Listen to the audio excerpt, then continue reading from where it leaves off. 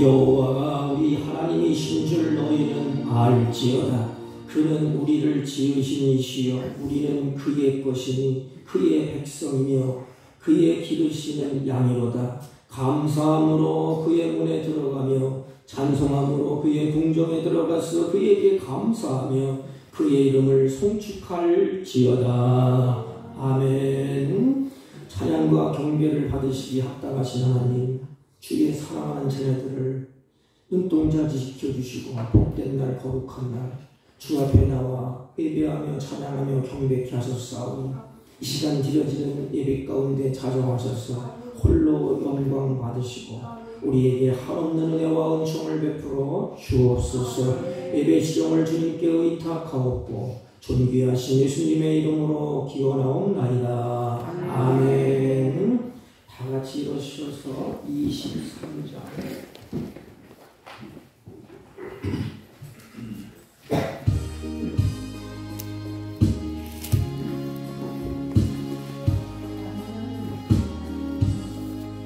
만민이 내게 있으며 그 입 따가지고 내보여 주시는 정을 늘 찬송하겠네. 내 은혜로우신 하나님 날 도와주시고 그 크신 영광 넓히며 다 알게 하소서. 내 주의 귀한 이름이 날 위로하시고 이기에 음악 받으니 참 기락되도다. 내 주의 권세에 들여 그 결과 푸시고 입추한 마음을 비로소 곧 정케 하소세.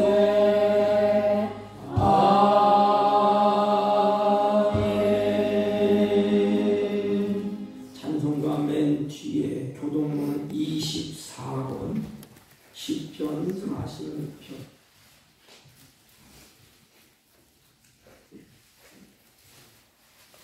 24권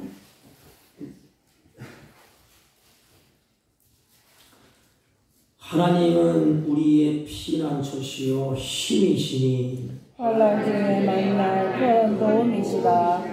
그러므로 땅이 변하든지 산이 흔들려 바다 가운데 빠지든지 바닷물이 솟아나 꽃 뛰늘든지 그것이 넘침으로 산이 흔들릴지라도 우리는 두려워하지 아니하리로다. 한 시내가 있어 나누어 흘러 하나님의 성 곧 지존하신 이의 성소를 기쁘게 하도다. 하나님이 그 성 중에 계심에 성이 흔들리지 아니할 것이라. 새벽에 하나님이 도우시리로다. 그가 땅 끝까지 전쟁을 쉬게 하시며 활을 꺾고 창을 끊으며 수레를 불살하시는도다.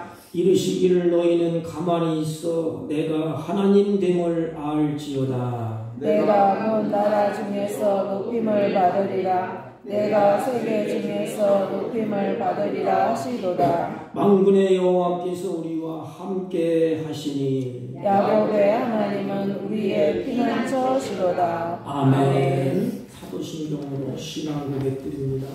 전능하사 천지를 만드신 하나님 아버지를 내가 믿사오니 그 외아들 우리 주 예수 그리스도를 믿사오니 이는 성령으로 잉태하사 동정녀 마리아에게 나시고 본디오 빌라도에게 고난을 받으사 십자가에 못 박혀 죽으시고 장사한 지 사흘 만에 죽은 자 가운데서 다시 살아나시며 하늘에 오르사 전능하신 하나님 우편에 앉아 계시다가 저희로서 산 자와 죽은 자를 심판하러 오시리라. 성령을 믿사오며 거룩한 공회와 성도가 서로 교통하는 것과 죄를 사하여 주시는 것과 몸이 다시 사는 것과 영원히 사는 것을 믿사옵나이다. 아멘.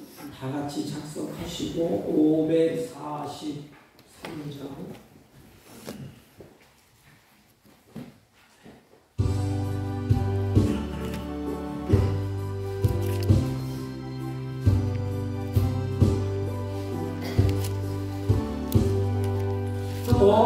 어려운 일 당할 때 나의 믿음 적으나 의지하는 내 주를 더욱 의지합니다.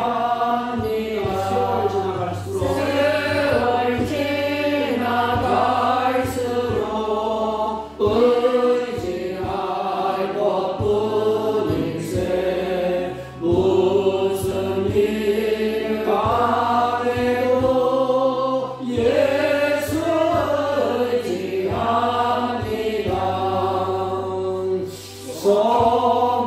성령께서 내 마음 알기 비춰주시니 인도하심 따라서 주만 의지합니다. 세월 지나갈수록 의지할 것뿐일세. 무슨 일을 당해도 예수 의지합니다. 밝을 때의 노래와 어두울 때의 기도로 위대할 때 도움을 주께 간구합니다. 세월 지나갈수록 의지할 것뿐일세. 무슨 일을 당해도 예수 의지합니다. 생명 있을 동안에 생명 있을 동안에 예수 의지합니다. 천국 올라가도록 의지할 것뿐일세. 세월 지나갈수록 의지할 것뿐일세. 무슨 일을 당해도 예수 의지합니다.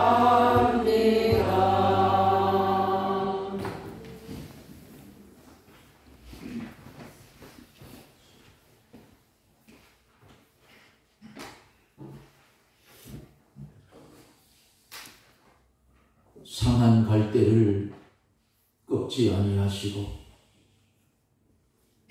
꺼져가는 등불의 심지를 끄기를 더디하시는 거룩하신 하나님, 은혜를 진심으로 감사를 드립니다. 밤의 한 경점 같은 삶을 살면서도 수천 년 살 것 같은 그러한 마음을 가지고 주의 일을 게을리하고 등한히하며 살아왔던 우리를 주님 긍휼히 여겨 주옵기를 원합니다.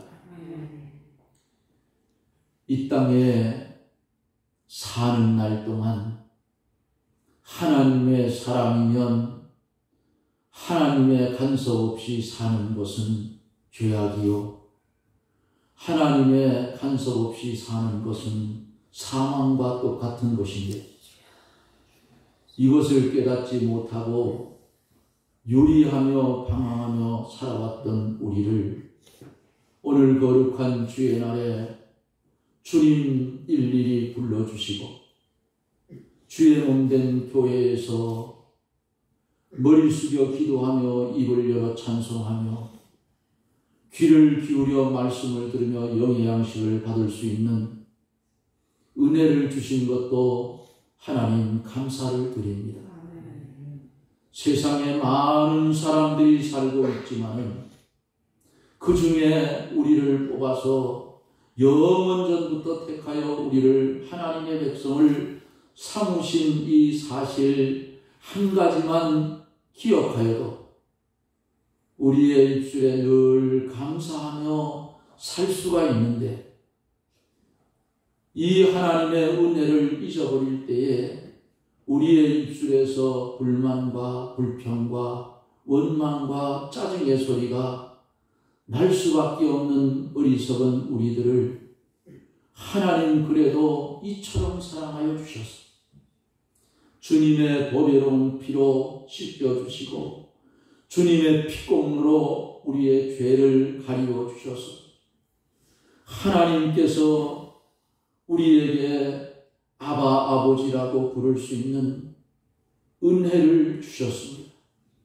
이제는 이 은혜를 만놀이 여기지 아니하고 망각하지 아니하고 가슴 깊이 새겨 주님의 나라에 부름받아 갈 때까지 이 땅에 믿는 자나 안 믿는 자나 동일한 세상에 살지만은 하나님의 백성답게 구별된 삶을 살게 해 주옵기를 원합니다.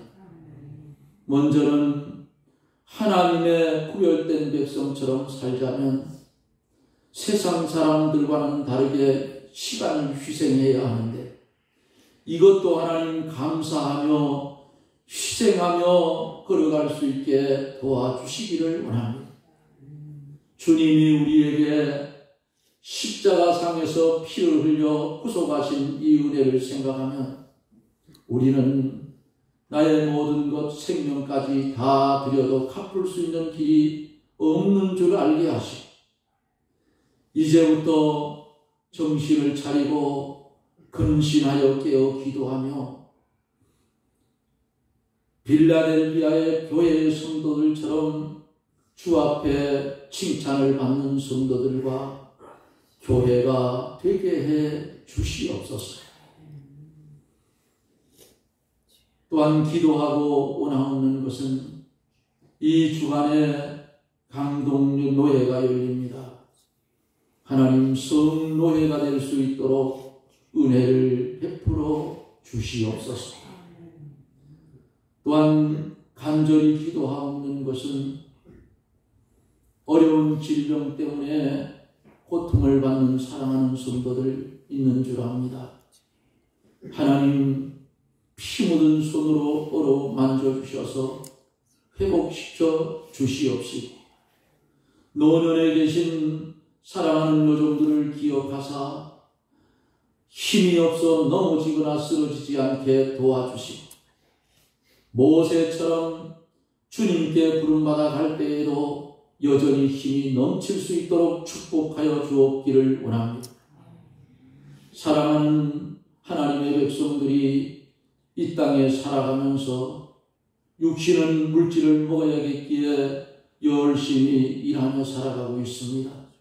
직장을 다니며 또한 사업을 하며 또한 농업을 하는 하나님의 백성들을 일일이 돌아보아 주시고 잘 되게 하셔서 그것들을 통해서도 하나님의 영광이 드러나게 하여 주옵기를 원합니다.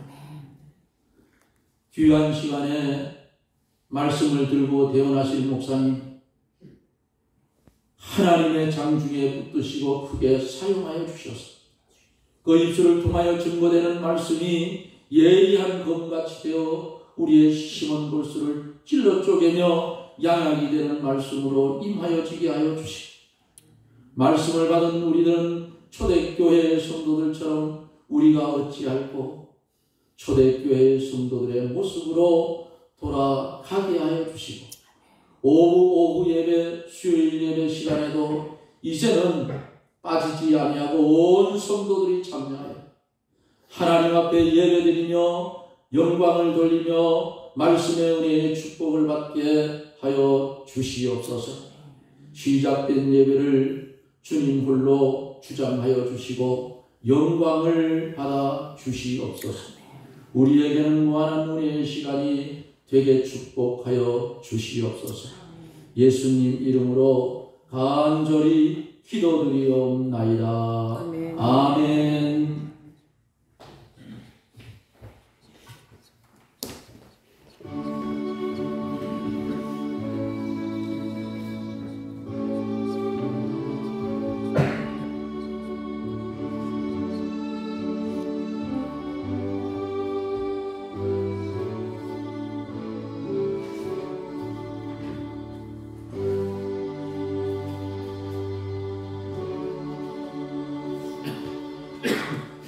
하나님의 말씀 시편 39편 4절로 7절까지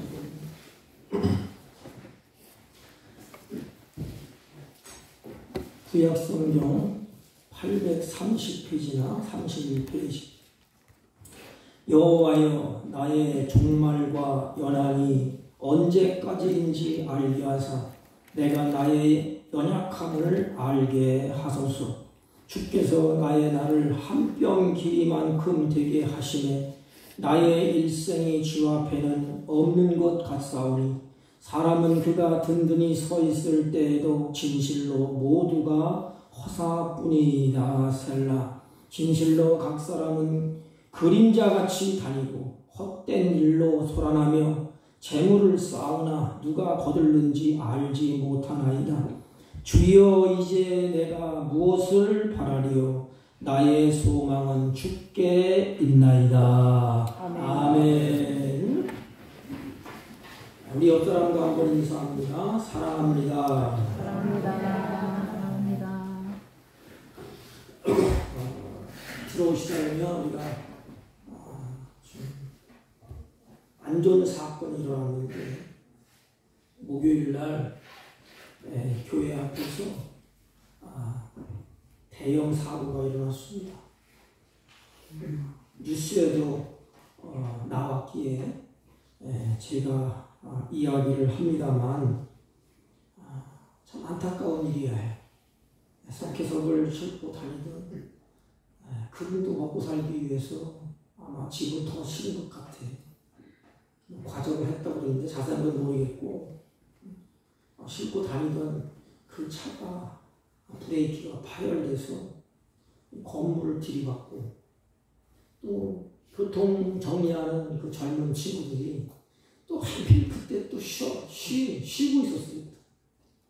그리고 그 컨테이너 박스로 쉬고 있는데 그래도 한 사람은 다행히 소변 보러 갔다가 살고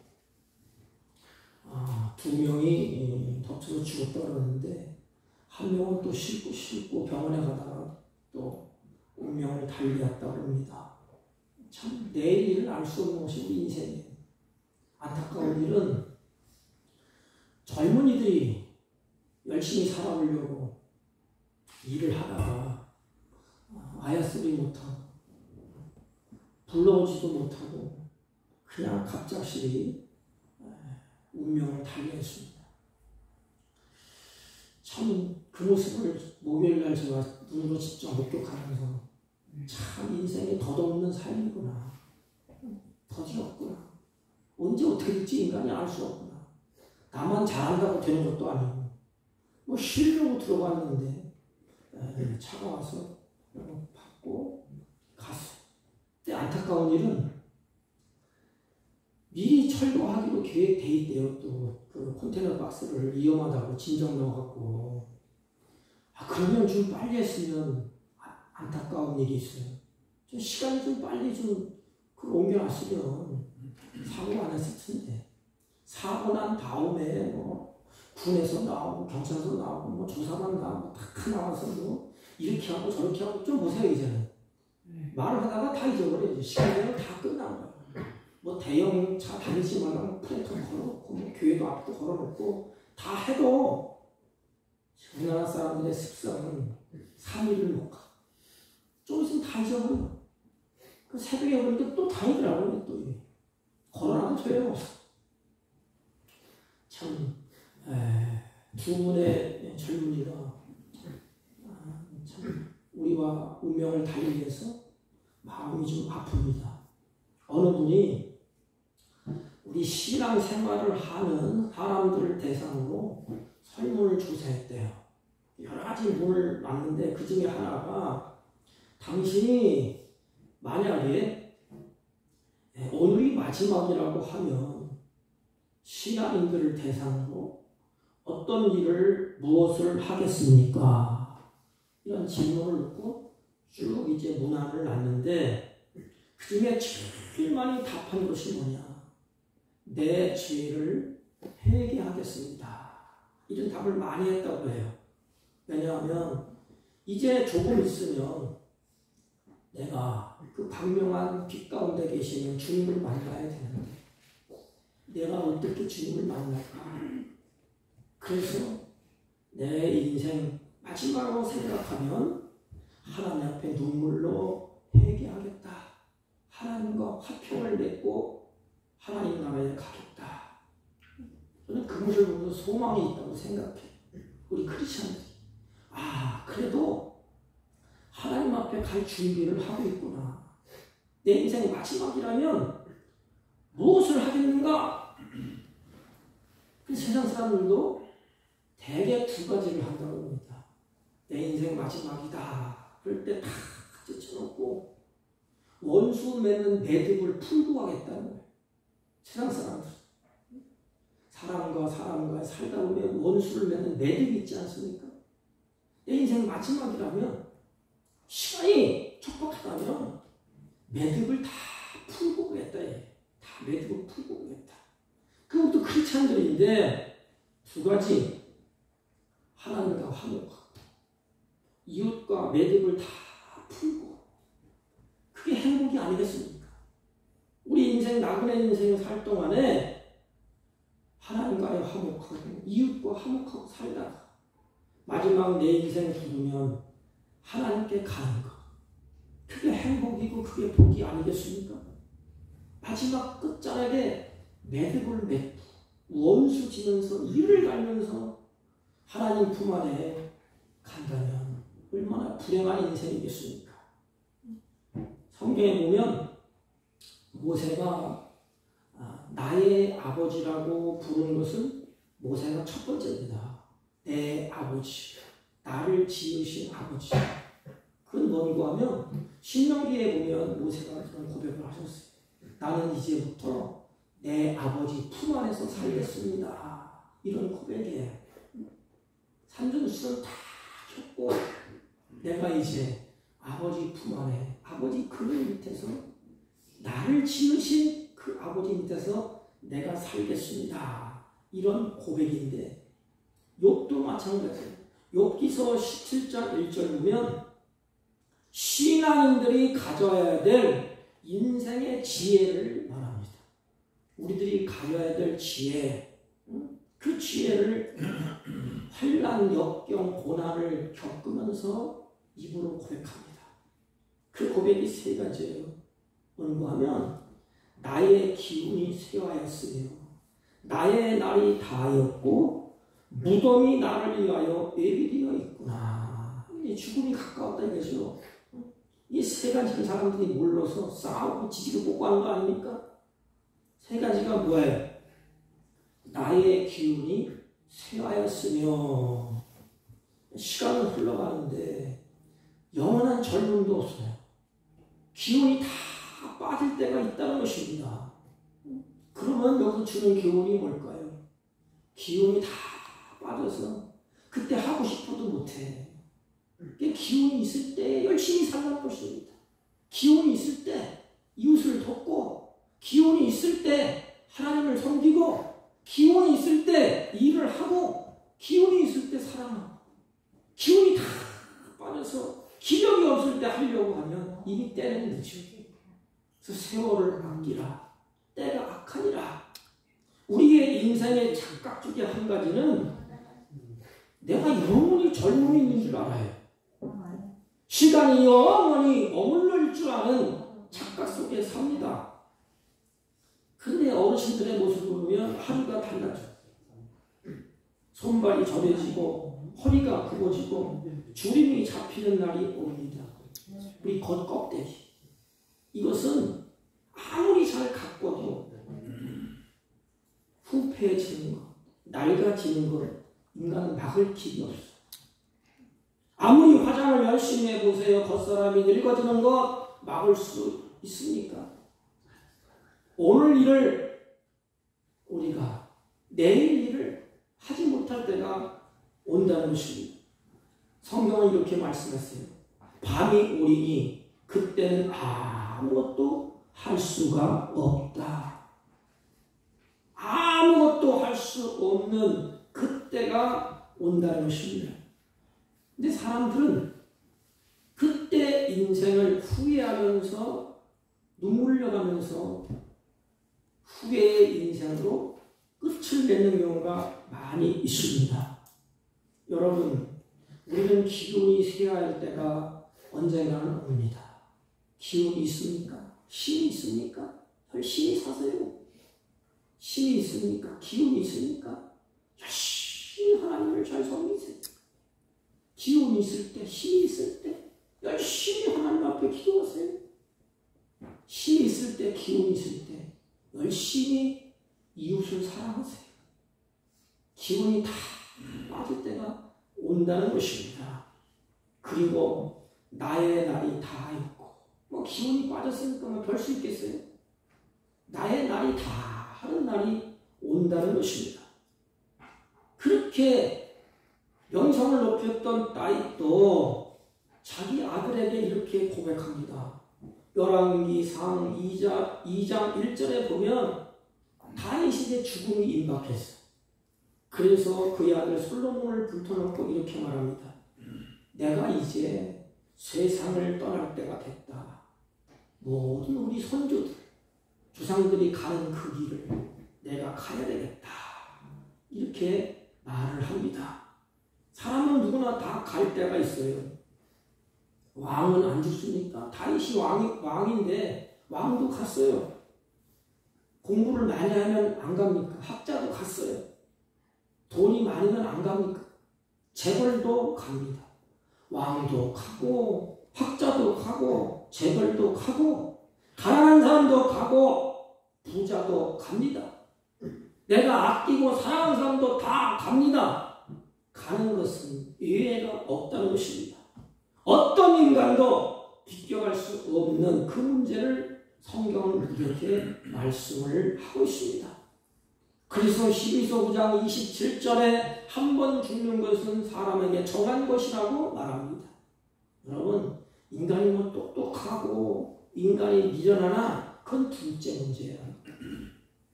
똑똑한 사람도 가고 미련한 사람도 가고 다 갑니다. 이 평범한 진리를 사람들이 모르고 살고 있기 때문에 내 인생이 영원한 줄 알고 살고 있기 때문에 싸우고 분쟁하고 또 빼앗고 속이고 상처 입히고 그렇게 사는 거 아닙니까? 이 세상은 다 지나가고 젊음도 지나가고 세상에 흐르는 권세도 다 지나갑니다. 우리도 마찬가지예요. 언젠가는 우리들도 끝날이 와요. 주님 앞에 갈 끝에 손 툭툭 들고 하나님 잘 살았습니다. 하나님께서 주신 거 먹고 입고 쓰다가 잘 누리다가 주님 부르시니 주님 앞에 갑니다. 나를 받아주세요. 그러니까 찬송하면서 기쁨으로 손 툭툭 들고 가는 그 모습, 이게 우리의 꿈이 아니겠습니까? 다 가요. 마지막에 무덤이 너를 위하여 예비되어 있구나, 이렇게 욥이 고백하지 않습니까? 앞으로 얼마를 더 살지 우리는 아무도 모르지만 분명한 사실은 나에게 땅 한 평, 무덤이 예비되어 있다. 잘났든 못났든 누구나 마지막 한 평 땅도 안 되는 땅에 다 묻히고 만다는 것입니다. 그래서 세 가지예요. 우리의 기력이 다 할 때가 온다. 그리고 우리가 끝날이, 나의 날이 다 할 때가 언젠가 온다. 무덤이 예비되어 있다. 이것을 아는 자가 지혜예요. 그래서 인생을 헛되게 살지 않습니다. 매듭을 지고 원한을 맺고 부은을 풀어 살지 않아요. 왜? 나도 언젠가는 다 놓고 갈 때가 있는데, 그래서 이것을 아는 자는 지혜자라 그러는데, 지혜자는 덧없는 인생을 어떻게 살아가야 될까요? 성경은 우리에게 사랑하는 하나님이 우리들을 향하여서 너 이렇게 살아라. 이렇게 사는 게 보람된 삶이야. 이렇게 좀 살아라. 성경 우리에게 계속해서 말씀합니다. 그것이 오늘 7절의 말씀에 우리에게 해답을 줍니다. 덧없는 인생 어떻게 살아야 될까요? 이걸 깨닫는 데가 시간이 오래 걸려. 여기 보면 주여 이제, 주여 이제 내가 무엇을 바라리요? 나의 소망은 주께 있나이다 그랬습니다. 여기 보면 주여 이제, 이게 다윗이 쓴 시인데 나의 소망은 주께 있나이다 할 때에, 이 고백을 할 때에 어떤 특정한 동기가 있어요. 동기. 이제 깨달았습니다. 이제 알았습니다. 내 소망이 주께 있다는 것을 이제 알았습니다. 그 13절 보면 다윗이 이 고백을 한 그 모습을 왜 이렇게 고백을 하게 되었느냐? 13절 보면 하나님 앞에 다윗이 기도하면서 쓴 시인데 뭐라고 기록해놓은가 하면, 지금 병상에 다윗이 누워있어요. 그 증거가 내가 없어지기 전에, 내가 죽기 전에 나의 건강을 좀 회복시켜 주옵소서. 내가 죽어 없어지면, 내가 죽기 전에 없어지기 전에 하나님 나의 건강을 회복시켜 주옵소서. 이 기도를 하는 것을 보면 다윗이 중환병을 앓고 있다는 것을 우리에게 알려주고 있습니다. 근데 참 사람이 이상해요. 다윗이 왕권을 누리고 권세를 잡고 막 휘둘릴 때는 사람들이 그 앞에서 막 굽실굽실하고 막 아첨을 떨고 막 자기가 좀 뭐 좀 한 자리 하려고 막 그러지 않습니까? 병상에 딱 누우니까 다윗을 조롱해. 다윗은 우리가 잘 아는 바와 같이 다윗은 하나님을 사랑하고 하나님의 뜻대로 살고 하나님의 말씀대로 백성을 다스리고 몸부림친 사람이 다윗이야. 그런데 이제 다윗이 병이 들고 나니까 가만히 보니까 소생할 기력이 없어. 소생하지 못할 것 같아. 병색이 짙어 보여. 그러니까 적들이, 또 그렇게 가까이 왔던 사람들이 하나 둘씩 떠납니다. 아니, 떠나기만 하면 좋은데 조롱을 해. 비웃으면서 다닙니다. 그러나 다윗은 그들을 향하여서 큰 소리칠 힘이 없어. 나는 지금 병들고 몸은 쇠약하 있고 아무런 대항할 힘이 없어. 왕권을 쥐고 있을 때는 강력한 힘이 있고 사람들이 호령을 하고 사람들이 굴복하고 그 다윗의 말을 들었는데, 이제는 병상에 있으니까 조롱을 당하고 사랑하는 자들이 떠나기 시작하고 병드니까 다 흩어져. 여러분, 병들지 마세요. 부유한 것이 다 떠나가면, 손에 잡은 것이 다 흩어지면 별 수 없어요. 그렇게 따르고 그렇게 아프다고 다 떠나요. 다 떠나. 다윗이 그랬다는 것입니다. 그럴 때 우리가 조심할 것이 있어요. 까딱 잘못하면 하나님을 원망하기 쉬워. 그리고 사람들을 향해서 원수 맺기 쉬워. 너 이런 새끼들 내가 원수를 꼭 갚을게. 내가 너희들을 두고 보자. 이런 상황에서 잘못하면 하나님을 원망하기 쉽고, 또 다른 사람을 향하여서 저주하고는 이런 위험이 꼭 닥치게 됩니다. 다시 말하면 왜 내가 이렇게 되었는지, 하나님 계신다면 내가 왜 이 모양 이 꼴아니가 되게 내버려 주셨습니까? 자기도 모르는 사이에 화가 목까지 치밀고 좌절하기가 쉬워. 다 떠나는데 좌절하고 낙심하고 원망하고 이를 갈고, 그러나 이런 과정 속에서 다윗은 다시 한번 자세하게 자신의 인생을 돌아봅니다.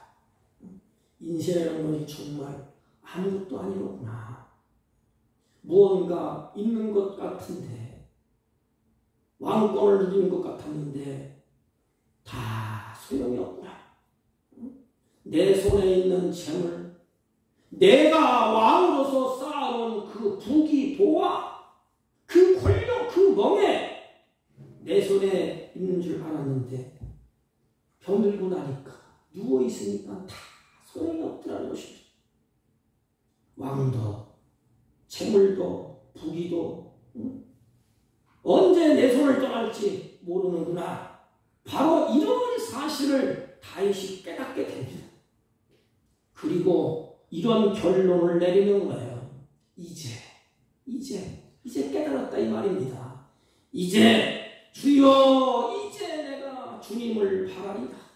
다 소용없습니다. 내 편 되시는 분은 하나님, 내가 주님만 바라보고 주님께 소망을 갖겠습니다. 나의 소망은 주께 있습니다. 그래서 그 마음을 세상에서 뚝 떼어서 그 마음을 하나님께 가는 것입니다. 이게 하나님이 원하시는 거예요. 여러분, 일찍 깨닫는 게 좋아요. 이제 왜 병들고 상처 입고 넘어지고 쓰러질 때 그때 깨닫습니까? 왜 사고가 난 다음에 그때서야 그럴걸 이럴걸 할 수가 없어. 사고 나기 전에 미리 했으면 얼마나 좋아요. 다윗이 이제 병들고 나니까 다 떠나가잖아요. 왕도 필요 없고 그 많았던 부귀 영화 다 필요 없어. 자기에게 소망을 주지 못해. 그래서 이제 깨달았다는 것입니다. 이 좋아하는 주변 사람들이 다 떠나가고 다 이제는 눈에 보니까 다 자기 곁을 다 떠나가고 손에 잡히는 것이 없어. 이제 깨달았다. 나의 소망은 주님께 있다.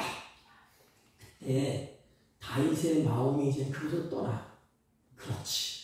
이쪽의 마음을 다 갖고 있다가 마음을 다 접고 이쪽으로 마음을 두는 것입니다. 누구에게? 하나님께 마음을 둬. 사랑하는 성도 여러분, 여러분들 마음에 어디에 있습니까? 명예에 있습니까? 왕권에 있습니까? 권력에 두고 있습니까? 거기에 마음을 다 두고 있습니까? 그 마음을 두고 있으면 그것이 내 마음에 상처를 줍니다. 마지막에 가보세요. 그것은 하나님이 누리라고 줬어.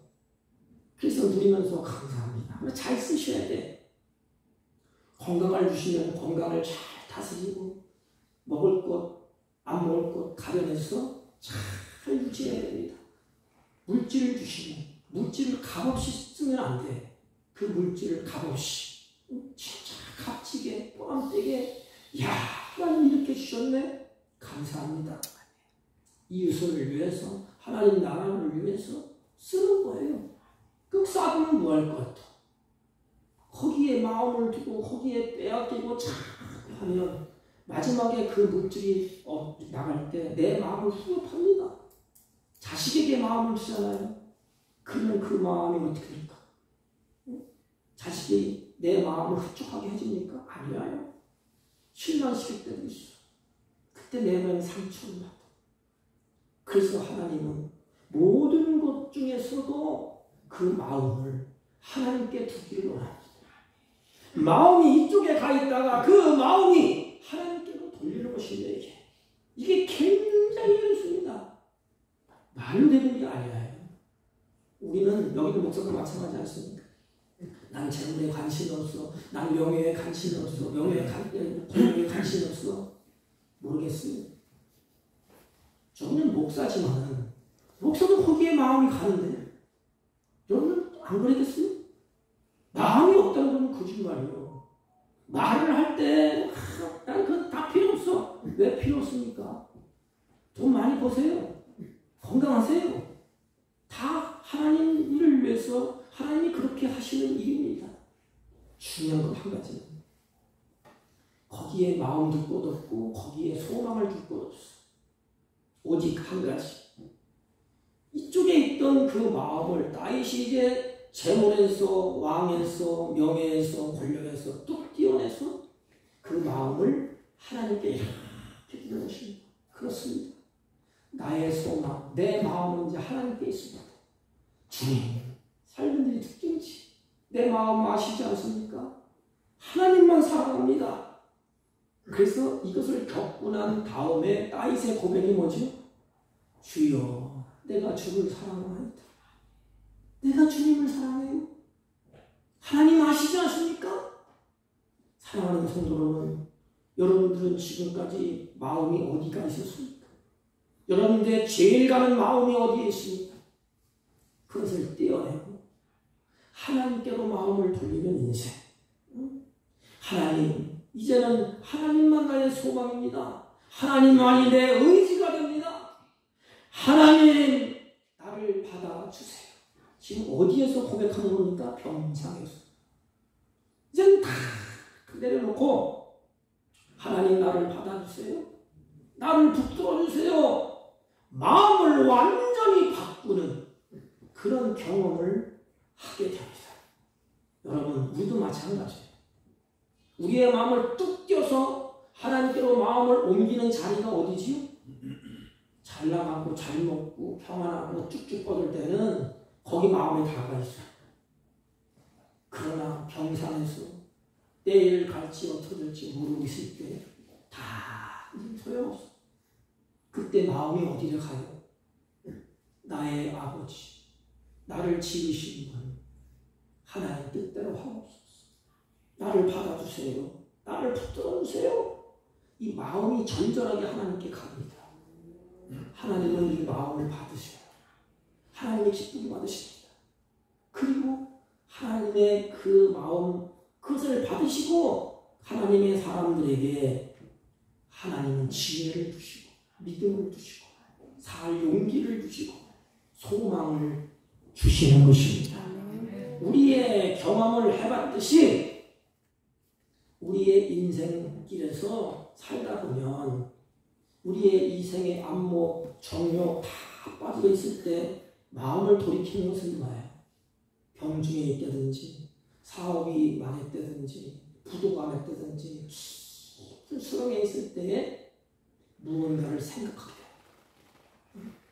돼요. 이게 다윗이에요, 다윗. 그래서 어떻게 살아야 되느냐? 나의 소망은 하나님께 있다. 우리의 소망을 하나님께 두고 산다는 것입니다. 그러면 다윗만 그랬느냐? 아니에요. 크게 중심 인물이 성경에 세 인물이 있어요. 구약의 대표 모세, 신약의 바울, 중간에 끼워놓으면 다윗. 모세, 다윗, 바울. 이 큰 거부들이 있습니다. 그 거부들 세 번을 살펴보면 똑같아. 시편 90편에 보면 모세가 이스라엘 백성들을 이끌고 40년 광야 생활을 끌고 나갑니다. 그래서 모세의 기도문이 있어요. 기도문.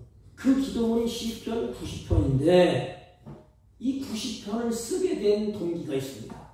그 기록했을 때 모세가 이스라엘 백성을 이끌고 광야 생활을 하면서 수많은 자기 동족들이 죽어나가는 모습을 옆에서 지켜봤습니다. 성경에 나오잖아요. 1세대가 다 죽어버렸잖아요. 그 죽는 모습을 광야에서 모세가 다 지켜봐. 그래서 모세가 광야 길을 걸으면서 사랑하는 가족이 죽어. 그러는 걸 또 모래밭에 묻습니다. 광야는 모래지 않습니까? 또 묻어. 사랑하는 친구도 죽어. 거기에 또 묻습니다. 내 종족, 피와 같은 동족들도 죽어. 그때마다 모래 속에서 그 인생을, 시체를 다 묻습니다. 누가 묻어요?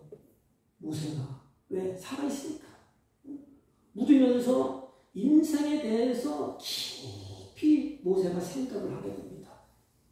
우리도 마찬가지 성경에 보면 그래서 장사집에는 자주 가고 상가집에는 계속이면 그냥 이렇게 하는 게 좋다.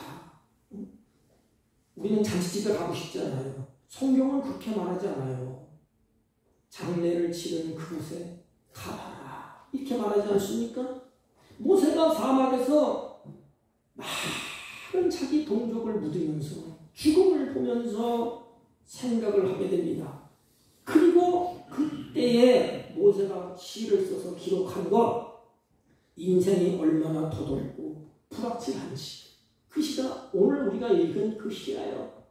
한 뼘 넓이만큼 된다. 얼마나 죽음이 우리 눈앞에 가까이 왔는지 깊이 모세가 깨닫습니다. 인간은 결국 티끌로 돌아갈 수밖에 없고 연약하고 유한한 존재인 것을 모세가 그때 깨닫습니다. 그래서 90편 3절에 보면 주께서 사람을 티끌로 돌아가게 하셨다. 무슨 사람을 묻으면서 이렇게 보면서 주님 이렇게 하셨구나. 다 티끌로 돌아가게 하셨구나. 너의 인생들은 티끌로 돌아가라 하셨사오니 인간은 결국 티끌로 돌아갈 수밖에 없는 연약하고 유한한 존재이다.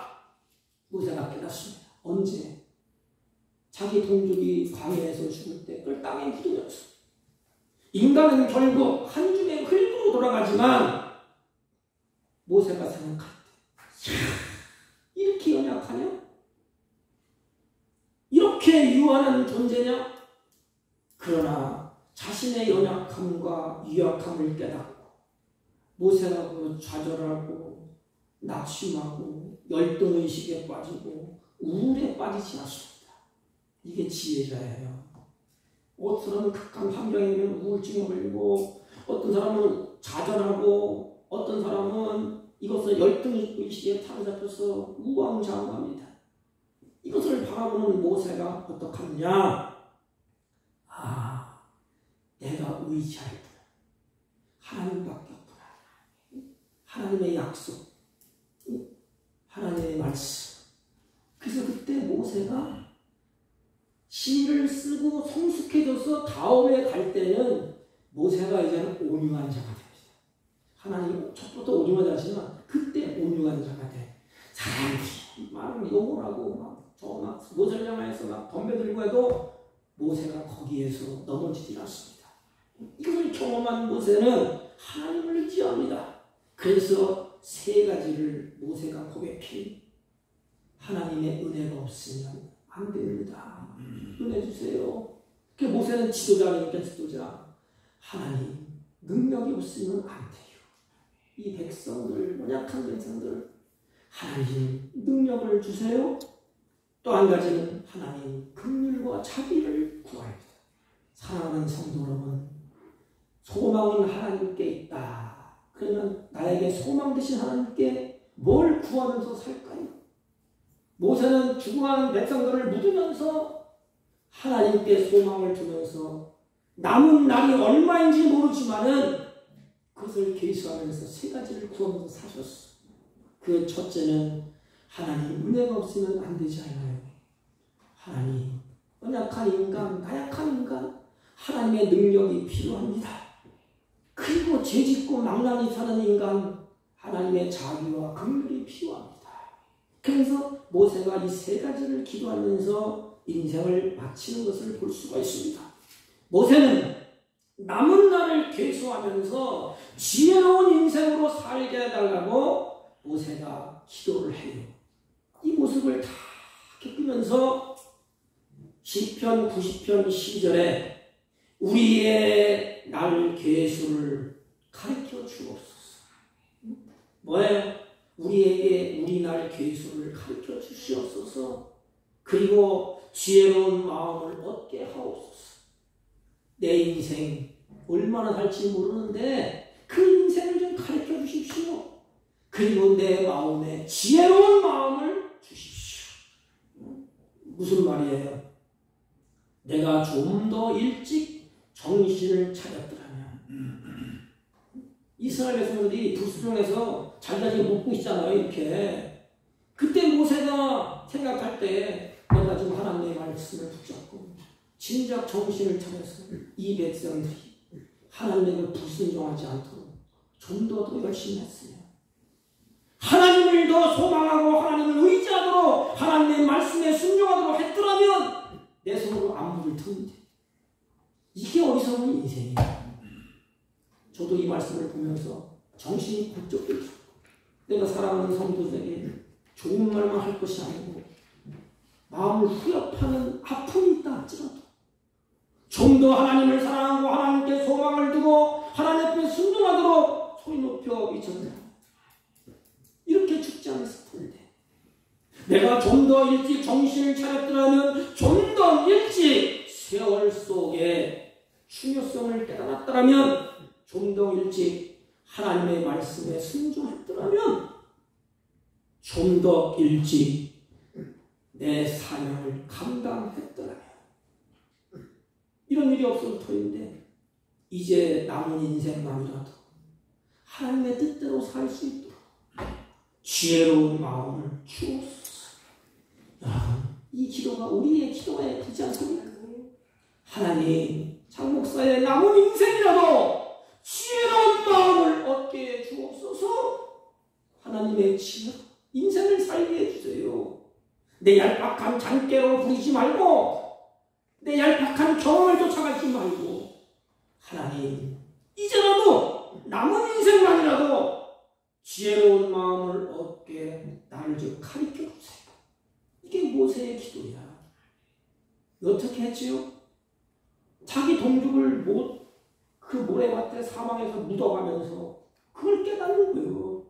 이제 남은 인생 지혜롭게 살고 싶습니다. 자신의 연약함을 깊이 자각하고 오직 하나님만을 의지하며 살겠다는 것입니다. 모세의 결단이에요. 이제는 나는 하나님만 의지하며 살게요. 하나님의 말씀에 순종하며 살게요. 누가 나에게 욕을 하고 침을 뱉고 저주해도 이제는 다시 판석을 내리치고 화를 부리지 않을게요. 온유한 자의 모습으로 바뀌게 됩니다. 이 거장이야. 다윗도 그랬죠. 모세도 그랬어요. 바울은 어떻습니까? 사도행전 9장 1절에 보면 사울이 주의 제자되며 여전히 위협과 살기가 등등에 달렸어요. 참 예수님 사람은 살기가 줄줄 흘리면 안 되지 않습니까? 하나님을 믿으면 내 안에 화평, 하나님 주시는 평가, 하늘의 기쁨이 있어야 되지 않습니까? 근데 살기가 등등에 따라있어요. 왜 그랬을까? 그 유명한 바울이, 학문을 많이 한 바울이 살기가 등등했어요. 그러나 하나님은 다윗을 버려주지 않은 것처럼 바울을 버려주지 않았어요. 가는 그 길에 살기가 등등한 바울을 꺾습니다. 예수님이 찾아오셔 뭐라 그러죠? 사울아 사울아, 네가 핍박하는 예수가 바로 나다. 또 왜 나를 이렇게 핍박해? 그래서 거기에서 바울이 머리를 숙이고 꼬꾸러집니다. 큰 변화를 치료합니다. 그리고 마지막 고백이 이렇게 합니다. 이제는 내가 사는 것이 아니요 내 안에 그리스도께서 사는 것이야. 뭐야 이것은? 나는 죽었다 이 말이에요. 이제는 다 죽었어. 그리스도만이 사는 것이고 예수만이 사는 거예요. 그래서 나의 나된 것은 하나님의 은혜다. 그때부터 바울은 죽음을 향해 달려갑니다. 나의 달려갈 길, 사명의 길을 마치기 위해서는 다윗이 자기 목숨을 아까워하지 않습니다. 나를 사랑하는, 나를 위해서 자기 몸을 버리신 하나님의 아들을 믿는 믿음 안에서 내가 살 것이다. 그래서 바울이 뭐를 고백해요? 믿음으로 계속 얘기합니다. 내게 능치 못할 일이 없는데 그 이유가 뭐지? 하나님의 능력 주셔요. 이게 다윗의 고백, 바울의 고백, 모세의 고백입니다. 십자가에서 피 흘려 주셨던 예수 그리스도를 나의 주 하나님, 그분이 나의 소망 되시고 기쁨이요 힘이요 능력입니다. 이게 바울의 꼬꾸러지면서 나타나는 고백인 것입니다. 이제부터 하나님을 온전히 의지하고 하나님이 원하시는 대로 살겠습니다. 이 기도가 세 사람의 기도예요. 그래서 간절히 기도하면서 인생을 살게 됩니다. 사랑하는 성도 여러분, 기도를 왜 하지요? 사랑하기 때문에. 사랑하는 자리에서 기도하잖아요. 내가 하나님을 사랑해. 그럼 하나님 앞에 기도합니다. 자녀를 사랑해. 내가 사랑하는 자를 하나님 의탁하면서 내 자녀, 내가 사랑하는 자가 잘못되는 꼴을 못 보겠습니다. 하나님, 내 사랑하는 자녀를 하나님 돌봐주세요. 가정을 사랑하고 사랑하면 우리가 기도하게 되지 않습니까? 하나님을 사랑하는 모세, 하나님을 사랑하는 다윗, 하나님을 사랑했던 바울, 남은 인생 어떻게 살았지요? 소망을 주님께 첫째 두는 건 당연한 일이고, 그리고 자기가 소망을 뒀는데 남은 인생 살다 보니까 죄짓고 또 가. 하나님의 은혜가 없으면 안 되겠구나. 그래서 하나님의 은혜를 구하고 하나님의 긍휼과 자비를 구하고 하나님의 사랑 안에 거하기를 구합니다. 이렇게 간구하면서 남은 인생을 살아갑니다. 다윗의 고백, 나의 힘이 되신 여호와여, 내가 주를 사랑하리다. 하나님 위에는 누가 하나님이 될 것이며 우리 하나님 위에 누가 반석이야. 시편 18편 31절에 다윗이 이렇게 고백을 합니다. 사랑하는 성도 여러분, 하나님만이 우리의 영원한 거처가 되시고 하나님만이 우리의 반석이 되시고 우리의 힘이 되십니다. 그러므로 오직 하나님만을 전적으로 의지하며 살라는 것입니다. 이게 지혜자의 모습이에요. 여러분, 성경은 뭐라고 얘기했죠?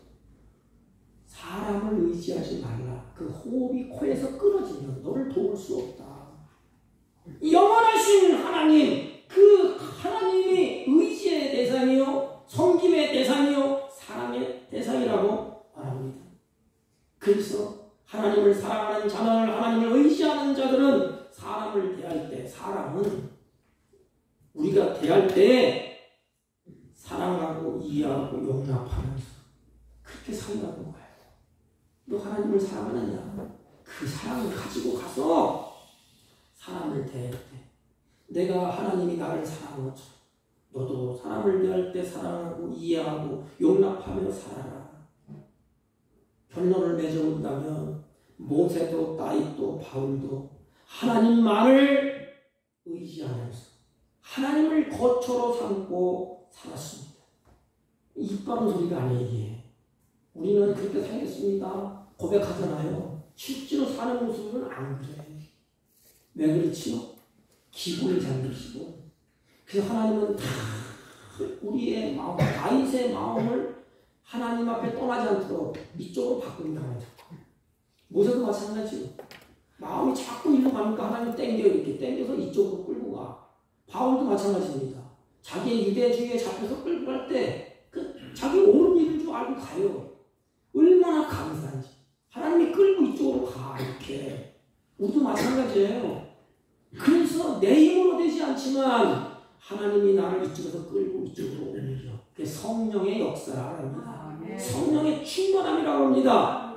인간의 힘으로 어떻게 할 수가 있겠습니까? 모세도 다윗도 바울도 이와 같이 되는 것은 성령 하나님의 힘으로 되는 것입니다. 그래서 성경은 성령을 근심시키지 말라고 했습니다. 우리 인생은 하나님의 은혜로 시작되었다고 성경은 말하지 않습니까? 우리의 인생이 온전히 하나님의 은혜로 또 살아요. 또 온전히 덤으로 살다가 우리는 하나님 부르시면 가야 되는 것입니다. 그렇다면 덧없는 인생 이렇게 사세요. 성경 우리에게 가르치는 거야. 덧없는 인생, 좌절하고 낙심하고 우울증에 빠지지 말고 덧없는 인생 이렇게 사세요. 주님께 소망을 두고 주님을 바라보고 그분의 말씀을 붙잡고 하나님의 지혜와 긍휼과 은혜를 구하면서 마지막 그분의 뜻을 이 땅에서 이루며 살라는 것입니다. 이것이 남는 거예요. 이것이 영원한 것이에요. 그것이 덧없는 인생 지혜자의 삶인 것입니다. 사랑하는 성도 여러분, 덧없는 인생이라고 한탄하지 마세요. 덧없는 인생이라고 우울증에 걸려서 넘어지지 마시고, 덧없는 인생이라고 해서 좌절하지 마십시오. 연약하다고 낙심하지 마십시오. 그것을 깨닫고 깨달았다면 이제 마음을 돌이켜서, 그렇지, 나의 소망은 하나님께 있다. 그리고 그 하나님의 은혜와 긍휼과 자비를 구하십시오. 그리고 마지막까지 주님의 뜻을 이 땅에 이루면서 나에게 주신 것을 사용하십시오. 뭘 남는 게 있겠어? 마지막 때 하나님의 뜻을 위해서 사용하는 것. 몸이 건강하십니까? 하나님 앞에 드리고 이웃 앞에 헌신하십시오. 물질과 많은 것을 손에 쥐어졌습니까? 덧없는 인생, 그것을 하나님을 위해서, 선한 사업을 위해서, 이웃을 위해서 마음껏 쓰십시오. 지혜가 있습니까? 남의 무슨 재능이 있습니까? 그분의 뜻을 위해서, 하나님의 이 땅의 뜻을 펼치기 위해서, 하나님의 뜻을 이루기 위해서 사용하십시오. 그리고 마지막 고백, 주여 이제 나의 소망은 하나님께 있습니다. 이 고백이 저와 여러분의 고백이 되시기를 주님의 이름으로 부탁을 드립니다. 하나님 아버지 감사합니다. 이 덧없는 세상에서 우리의 마음을 뺏기지 않고 오직 소망을 하나님께 둘 수 있도록 은혜와 성령으로 충만케 하여 주옵소서. 덧없는 인생, 후회 없는 생을 마칠 수 있도록 주님 축복하여 주옵소서. 예수님의 이름으로 기도하옵나이다. 아멘. 찬송가 549장. 내 주여 뜻대로 하옵소서.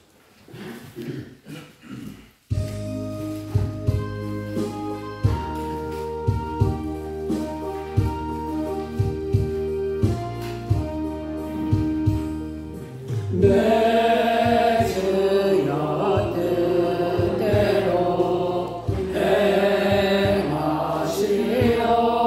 행하시옵소서. 온 몸과 영혼을 다 주께 드리니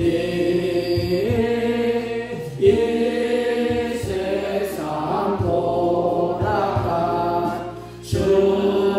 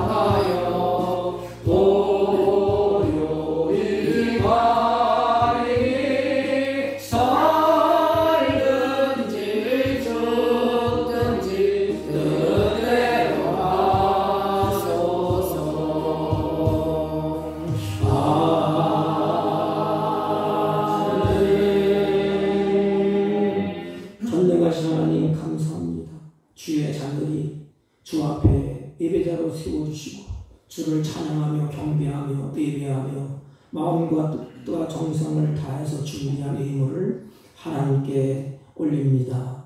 하나님, 사랑하는 자녀의 그 마음과 그 정성을 받으시고 남은 생에 마음의 선한 계획을 주시고 그 마음의 꿈을 주시고 그 마음의 비전을 주셔서 그것을 이루어갈 수 있도록 지혜와 총명과 명철과 믿음으로 충만케 하여 주옵소서. 이들의 믿음을 따라 행하는 이들의 걸음과 이들의 손끝에서 주님이 기뻐하시는 선한 열매가 풍성히 맺혀 자자손손 하나님의 기업을 이루며 하나님의 영광을 찬양하며 하나님께 주신 모든 것을 누리는 기쁨을 하나님 간직하며 소망 가운데 주님을 바라보며 살게 하여 주옵소서. 11조와 감사의 인물과 선교의 인물과 찬양의 인물과 가지각색의 인물을 구별하여 드렸습니다. 이들의 믿음과 이들의 정성을 보시고 하나님의 은혜와 평강과 하나님의 품 안에 보호하심으로 나그네 인생 어떤 역경 고난 환난 어떤 것이 무너진다 할지라도 주님의 보호 아래 은혜 아래 평강 안에 거하게 하여 주옵소서. 특별히 나그네 인생 살 동안에 하나님의 주신 것에 노예가 되지 아니하고 물질의 노예가 되지 아니하고 하나님을 영화롭게 하는 삶을 살아낼 수 있도록 은혜를 베풀어 주옵소서. 특별히 환우 중에 있는 성도를 기억하시고 여러가지 인생의 나그네 인생에 마음 아프고 상처 있고 고단한 인생 하나님이 만져주시고 치유하여 주옵소서. 이물이 있을 때 하나님의 영광과 하나님의 나라가 확장되게 하옵소서. 예수님의 이름으로 기도하옵나이다. 아멘. 예, 광고는 오늘부터 오후 예배가 3시에 있습니다. 예배가 회복돼야 기분이 회복되는데 여러분 예배에 좀 힘써 주시기를 바랍니다. 우리 강동노예가 화요일날 9시부터 있습니다. 월요일날은 노예천에 강동노예 우리 체육대회가 있습니다. 이번 주부터 오후 3시에 드리는데 예배에 좀 함께 동참해 주시기를 바랍니다. 다른 강의 말씀 없으시면 1장을 피시고 옆 사람과 앞 사람과 인사합니다. 오직 하나님만 의지하며 삽시다. 이렇게. 오직 하나님만 의지하며 삽시다. 아멘. 오직 하나님만 의지하며 삽시다. 오직 하나님만 의지하며 삽시다. 아멘. 1장을 읽고 축도하도록 하겠습니다. 1장.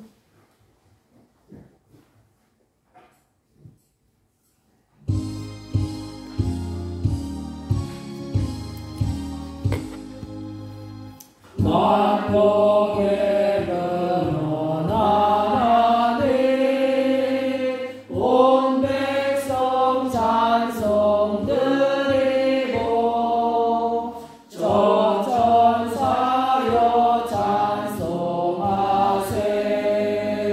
찬송 성부 성자 성령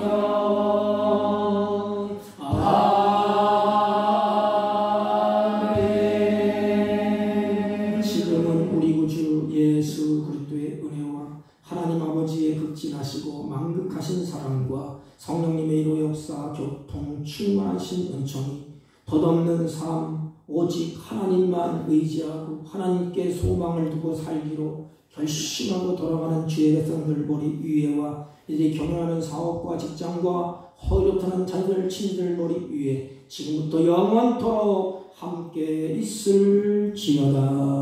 아멘. 주여.